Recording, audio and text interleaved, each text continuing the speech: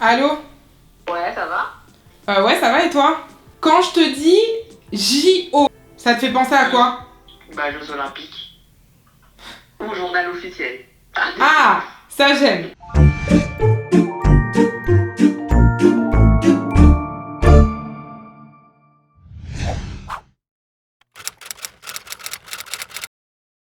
Le journal officiel de la République française, qui est souvent abrégé JO ou JORF, c'est un journal, comme son nom l'indique.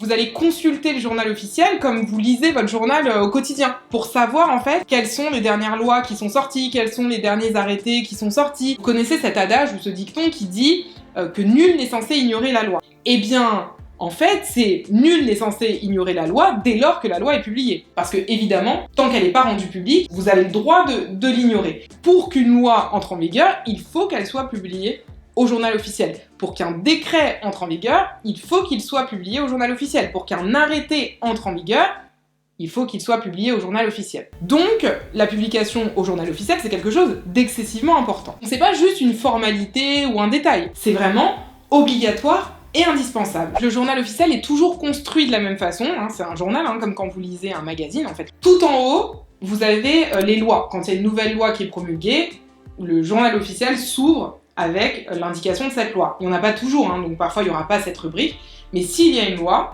elle est indiquée tout en haut. Vous avez une rubrique avec les décrets, les arrêtés qui sont publiés, c'est classé par ministère, donc vous allez avoir les décrets, les arrêtés du ministère de la Santé, du ministère de la Justice, du ministère de l'Éducation nationale, et ainsi de suite. Vous avez aussi dans le journal officiel toutes les mesures nominatives dans des institutions publiques ou des institutions de l'État, donc telle personne a été nommée à tel ministère, telle personne a été nommée dans telle institution, et ainsi de suite. Vous avez également les avis, les décisions des autorités administratives indépendantes. Vous allez avoir également une rubrique relative au Parlement, c'est la rubrique information parlementaire qui, comme son nom l'indique, va vous donner des informations sur les travaux du Parlement. Vous allez par exemple avoir l'ordre du jour de l'Assemblée nationale qui va être reproduit. Et puis au journal officiel, vous avez également une rubrique annonces dans laquelle vont figurer toutes les annonces légales et officielles, et notamment toutes les annonces relatives aux demandes de changement de nom. Puisque lorsque vous voulez changer de nom, vous devez adresser une demande au ministère de la Justice.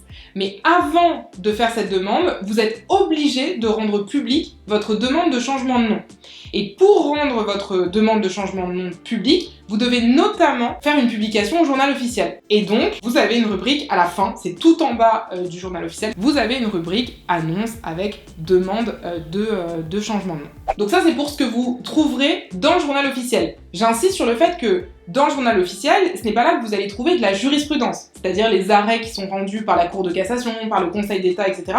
Tout ça, ce n'est pas publié au journal officiel, on n'a pas de décision de justice au journal officiel. On a les décisions du Conseil constitutionnel, et pourquoi? C'est logique, parce que les décisions du Conseil constitutionnel ont un impact sur la loi, puisque c'est le Conseil constitutionnel qui dit si oui ou non telle ou telle disposition est conforme à la Constitution. Enfin, dernière précision, depuis tout à l'heure je dis journal, mais ce journal est disponible exclusivement en version numérique sur le site de Légifrance. Vous ne pouvez pas le trouver en librairie, en kiosque, au supermarché, etc.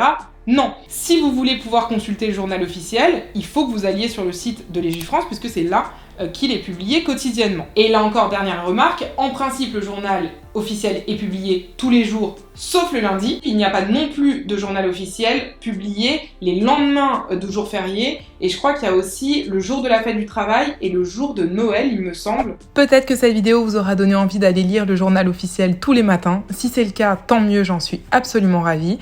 Et si ce n'est pas le cas, sachez que vous pouvez retrouver la rubrique Quoi de neuf au JO tous les jours sur mon compte Instagram. À bientôt!